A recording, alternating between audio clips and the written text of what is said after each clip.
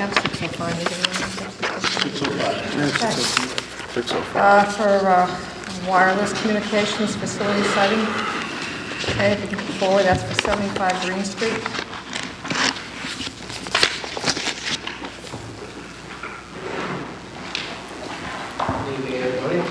Good evening. Good evening. Good, thank you. If you could just, before you start your presentation, if the two of you are going to speak, give your names and the addresses for the record, please. My name is Dan Schweigart. My address is Albany, New York.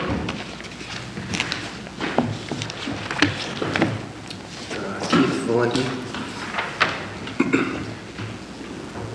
I work out of the Sprint office in Woburn, Massachusetts.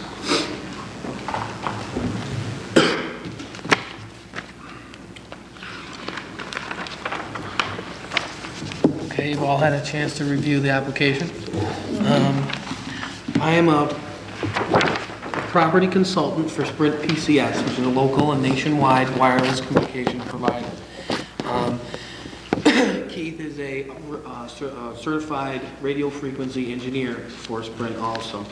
I'm here on behalf of Sprint's application to locate a wireless facility and basically expand the network in the town of Clinton. I don't know if any of you are Sprint PCS customers, but you may know that Sprint PCS has no coverage basically in the town of Clinton.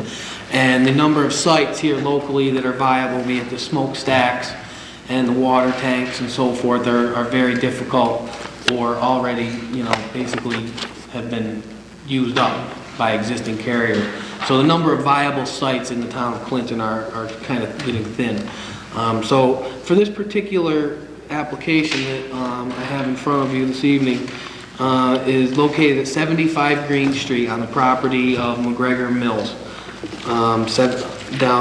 right down here at the bottom of the hill. I have a set of plans here that basically gives the site detail. Our proposal there is for a 150-foot monopole style structure. This structure will be, located in the parking lot of McGregor Mills factory area down there, and can carry up to 3 or 4 wireless providers there. We also have Just not to interrupt, but do you have any photos that you could, show us just what this is going to look like? I do. I have one. I ordered some from my engineering firm. Do you have that? I don't. I just want to see.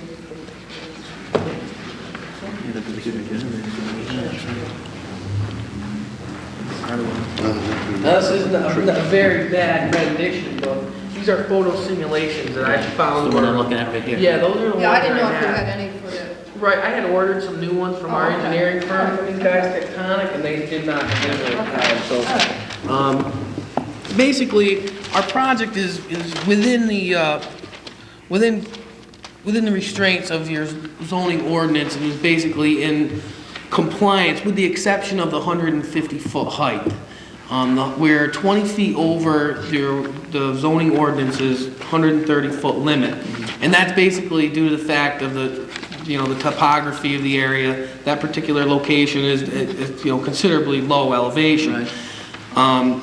However, we feel that in order to co-locate, in order for future users to be interested in that site also, which is part of the ordinance, to encourage all the carriers to locate at one site, we would need to have that extra 20 feet to encourage, a viable space below ours. Madam Chair, I have a question or a comment actually. It says a proposed structure does exceed the 100-foot restriction. It is written in as I recall, the ordinance is written that 100 feet is the restriction when there are no co-locators. When you have your site viable for a co-location, 130 feet is the limit. It's kind of a... That's all I need is an explanation.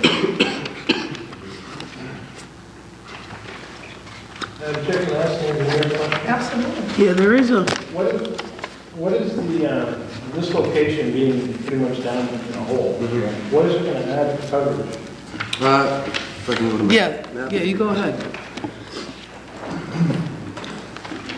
we felt it necessary to show you guys, it's not a typical practice, but we felt it necessary for this particular application to show you guys our plans for our future plans for the town of Clinton, which includes 3 different sites. We have one, planning to go at McGregor Mills. We are searching another site at the Dolan Industries site downtown on Main Street, on the smokestack there. And we have a 3rd site that we're working with Michael at the town dump, at the landfill. And we're thinking, we're considering a 3-site build out to have, continuous coverage around the town of Clinton. If I can just refer to the map here, it's a United States Geological Survey map. The scale of the map is about 1 inch is 1,000 feet. Highlighted in blue is the town of Clinton border, and on the map are 3 dots which indicate the planned base station locations in Sprint's network. Starting in the top center is a blue dot leading Clinton Center, which is the smokestack that was just mentioned. To the lower left is the blue dot labeled Southwest Clinton. That's an area in search that we're looking to propose a facility down there to carry coverage further along Route 110. And the green dot labeled, McGregor Mills is the subject candidate located on Green Street. If I'm unclear, please stop me and we'll stop there. In addition to the map, the USGS map basically shows major roadways. There's the Wachusett Reservoir in the lower left as blue, and terrain features of the area. Sprint's technology and equipment, as well as all the other carriers, it's very low power output, so the coverage area is largely terrain limited. Hills block the signal, buildings, etc. So we have to site our facilities based on that to make sure that the coverage areas overlap, so that we have continuous coverage throughout the area. What I have as a first overlay is a green shaded area, which essentially shows the coverage we would expect should we gain approval and construct the 2 facilities, Clinton Center and Southwest Clinton. As you can see in the southeastern section of Clinton, there's an unshaded area. What that is basically is a gap in coverage. Sprint users located in this area will be unable to use their phone to connect to the public switch telephone network, and they can't make a call, essentially use any of the data services, etc. At the present time, none of this coverage is there. Clinton is essentially a really large dead spot in Sprint's network. The closest sites we have are on 195 and then all the way across to 495. So there's a large void in between those 2 major highways. So we're trying to fill that section in. So what this particular facility is going to address is coverage along Route 62/Route 70, which is about a mile of a gap in coverage, along Chase Road heading out of town, and along Berlin Road heading south into Berlin, as well as a large residential section of the town of Clinton. What I have as a second overlay shows the coverage we expect should we gain approval for the 150-foot pole at the 75 Green Street at McGregor Mills. As you can see, it fills in our coverage along Chase Street, Route 70/Route 62, and it covers Berlin Street down to the essentially the town line. Within this coverage area, this particular facility will serve about 3,500 residents and about 6,500 commercial employees, rather, within that particular site's footprint. And these are the 3 sites we have planned at the present time for Clinton. Basically, due to the fact that, for one example of the application not being totally prepared for an approval is the 20-foot over the height. I have the ordinance here. I'll read it off for you. It's section 8250 or 8252. New freestanding facilities shall be limited to monopoles. No lattice towers shall be permitted. Monopole height shall not exceed 100 feet above mean finished elevation at the base of the structure, provided, however, that a monopole may be erected higher than 100 feet where co-location is approved or proposed, not to exceed a height of 130 feet. Basically, I interpreted that as saying that you could propose a 130-foot monopole as long as co-location was proposed or approved. And our structure is a 3-carrier monopole. However, that 130 feet is right approximately at an effective height. So we were proposing our own Sprint antennas at a 150-foot level. That way, the two spots below at 140 and 130 are then more marketable to additional tenants for co-location. Do you have the elevation of the Chestnut Street where the Getty Station is up here, how high that is, so I can compare it to how high that's gonna be over? We're gonna be able to see that from the top of Chestnut Hill? Chestnut Hill with the double water tanks up here? No. It's like police station. As you head up Route 62 into town on your right? Yeah, like police Yeah, station. Chestnut Street as you're coming up. Yeah, right over. Yeah, How high? it'll be above that. I don't think the increase. As you Yeah, I think what it'll do is it'll come in. Yeah, it'll come above, like about in the tree line. So if you're coming to, head down the hill towards McGregor Mills, I think it would be just up in the tree line a little bit. I don't think it would be, grossly through the tree line. I think the idea of that height is to bring it up to about the level of the tree line so it can propagate a signal still kind of in the depressed area, in the hole, shall I say, and still be able to still get its signal a little bit out of that depression. And my next question would be is there any way you can dress that up a little bit? I know like in Harvard they have one where they dress that up a little bit, it kind of blends in with the tree line a little bit. Yeah, I think so. And there's a couple How of... well can you hide it? Yeah, that's what There are a few alternatives. There are mounting types. There's a flagpole style installation, which is basically a flagpole, just a fat one, and the mounts for the antennas are actually either flush, which means they're really tight to it, or inside it in certain instances. The antennas will be inside that pole. I'm sure you're all aware of the the mono trees, they call them.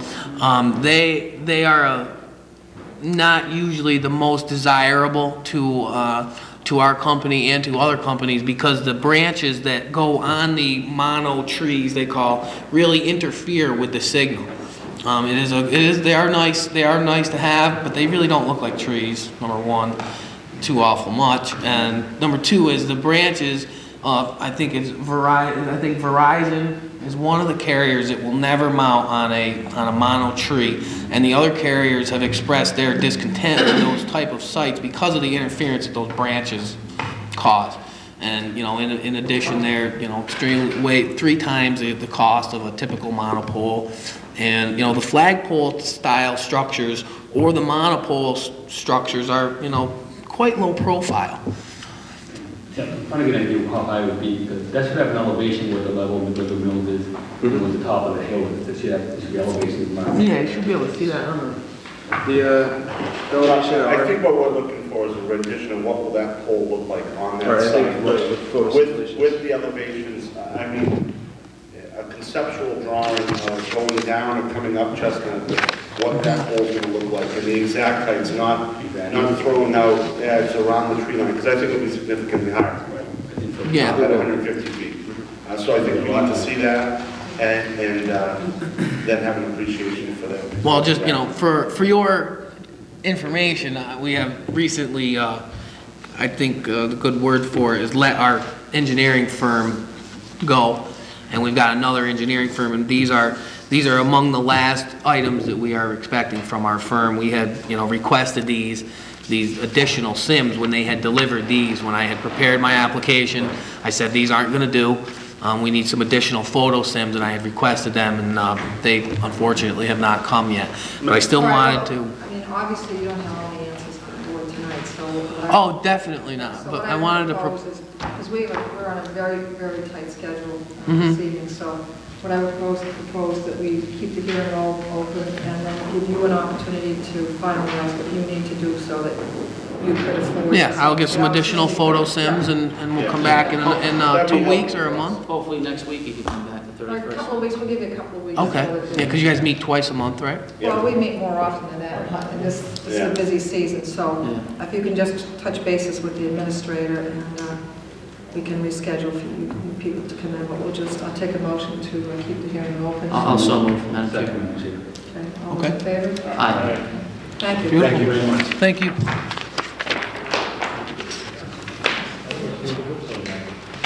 The board has a current particular license hearing for 1183 Main Street. Privacy here.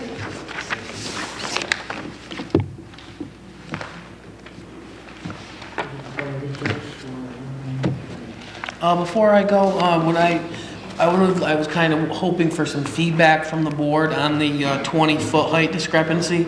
I was gonna wait and maybe set up a variance hearing, or could my project potentially be approved with that height? Or will I have to go to a separate hearing I think for a you need to variance? sit with the administrator, and then you can pose those questions to the town solicitor and the appropriate people to find out what Okay. process you have to go through. And we want to see what the, Right. Yeah, what it's I gonna look like and so think the forth. board would be very reluctant to give permission before they've Right. actually seen it. Equally, it would have been, imprudent to go to the board for a variance on a height that was, on a project that wasn't approved anyway. So I wasn't sure which bridge to cross first. Okay. Thank you. Thank Thank you. you. Thanks. Good Good evening. evening. Hi. Just give your name and address. Suraj Patel. Your DBA next door market. Yes. You've been in before. Suraj Patel. Just trying to take over next door market Yep. and going through town permits, whatever it requires, Board of Health and other licenses. Yep. Going to do the business, run the business exactly as it is today, right? Well, not in Clinton. I own a business in Fitchburg, Yeah. Mass. Yeah, but you're going to be doing, you're going to run the business as it is today? Yes. Yeah. Yeah. No No major changes. No, changes? no major changes. Same hours, that type of thing. Yes. Any questions from any of the board members? What's the pleasure of the board? Madam Chair, I make a motion that we grant the common vic license. second. Any discussion? All those in favor? Opposed? It's unanimous. Good luck to you. Wish all the Thank you very best. much. Okay, second-class motor vehicle dealer license hearing for 640 Main Street. The parties come forward.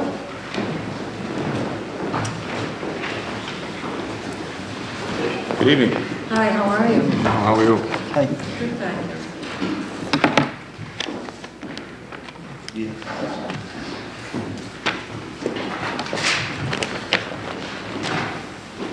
For the record, Madam Chairman, I'm David Philbin, attorney here in Clinton, and with me is Mr. Jared Piccolo, who is seeking the application for a used car license.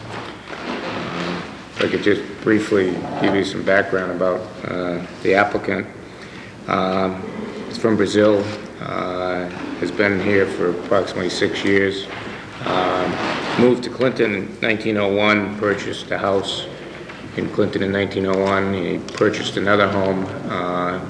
2001. 1901. He's young I want to looking. take whatever vitamin he's taking. I came to the United States in 1992. 1992. I've been here for Okay. 12 years. That's what it was. Okay. So he lives with his wife and 3-year-old child on Front Street in Clinton in his own home, and last year he purchased a house on Walnut Street and is presently renovating that himself.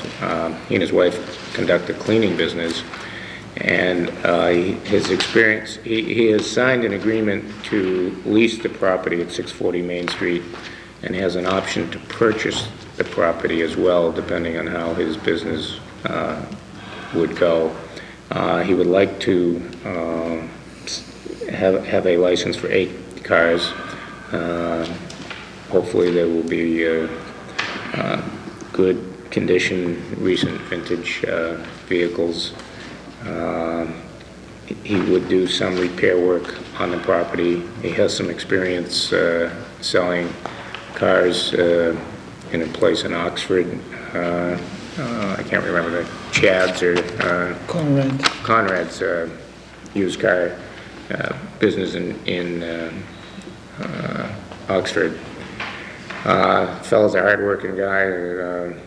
I don't know him well, but he held 2 jobs until recently when he started to renovate this other house that he purchased. So it would appear that he's a hard-working young man and that wants to expand his income by running this business, and his wife is taking over the home cleaning, and they also have a rug cleaning business as well. So they young entrepreneurs, and this is another avenue that he would like to explore.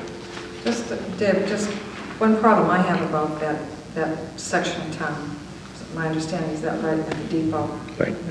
Yeah. Is that having a used car business and doing repairs brings a lot of congestion into that area. And it is very dangerous because for every individual, going back to Lauren Almeida, who had that back in the 80s and 90s, to the previous people thereafter, it's always been a real serious problem. And everyone has come in here and said, oh, we're going to really police it, make sure that no one, goes on the sidewalks and that. And the problem is that, there are always children walking, people walking. They have to go out into the street if there's a vehicle there.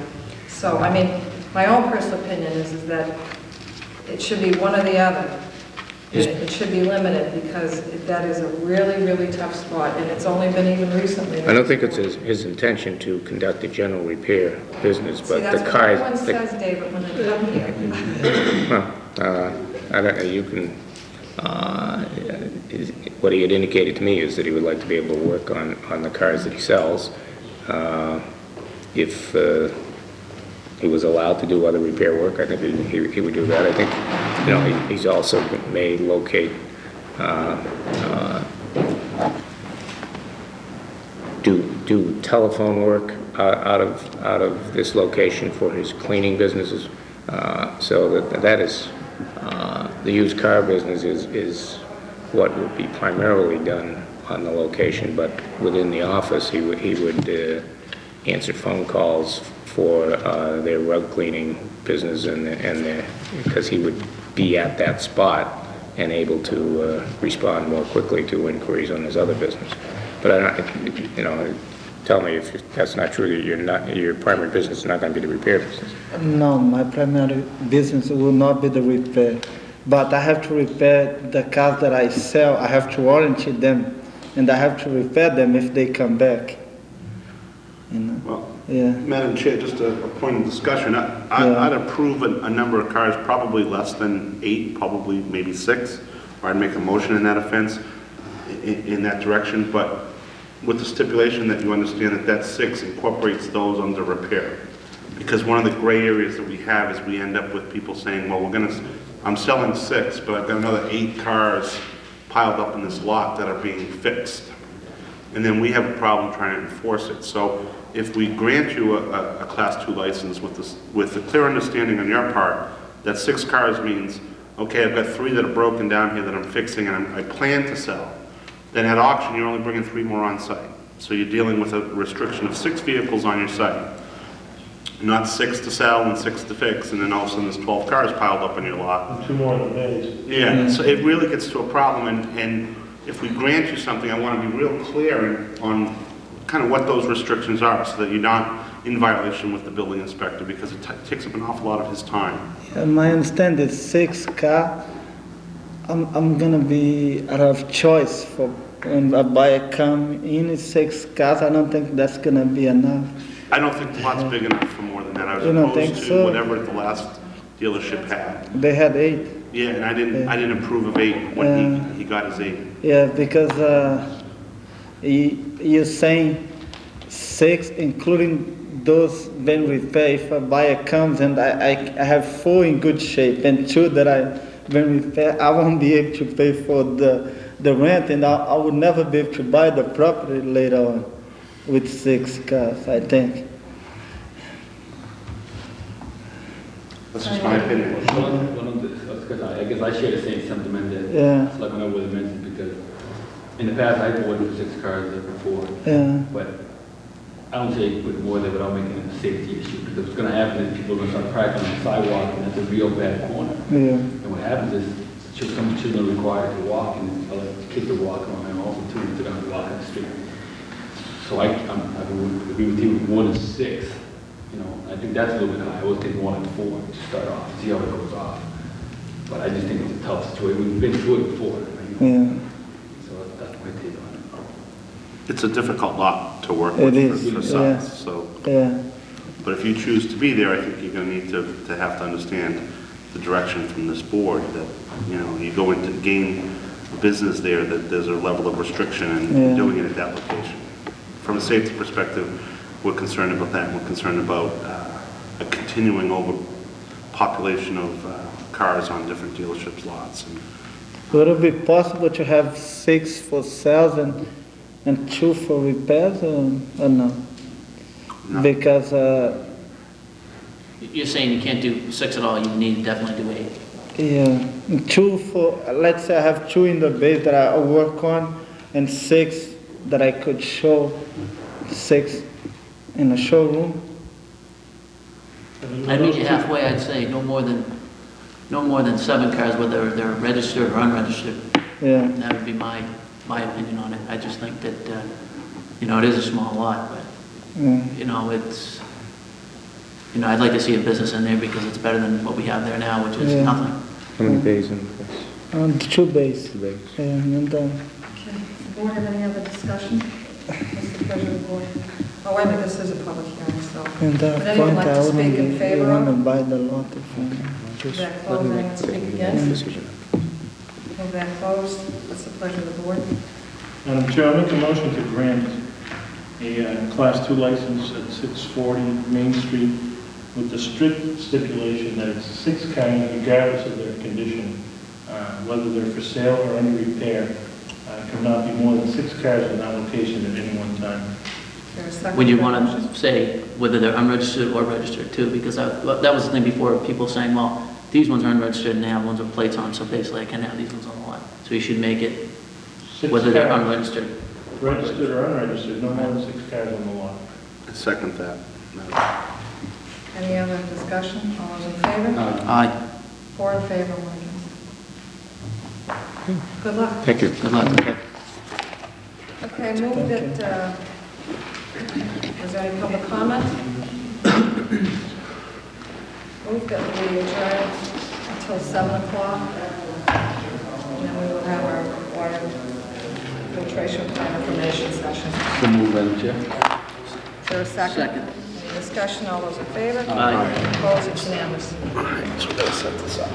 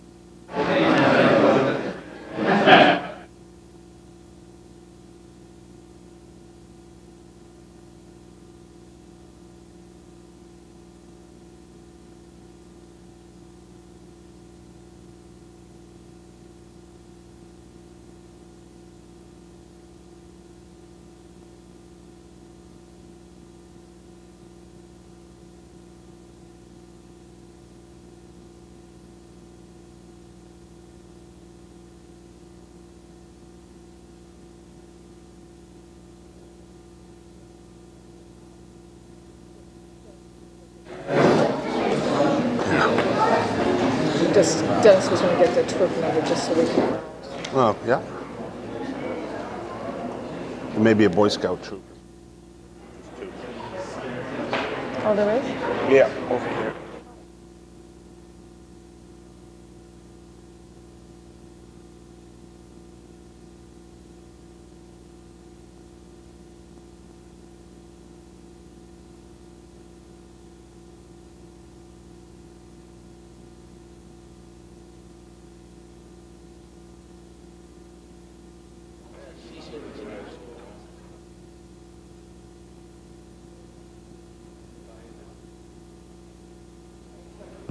They already had their question.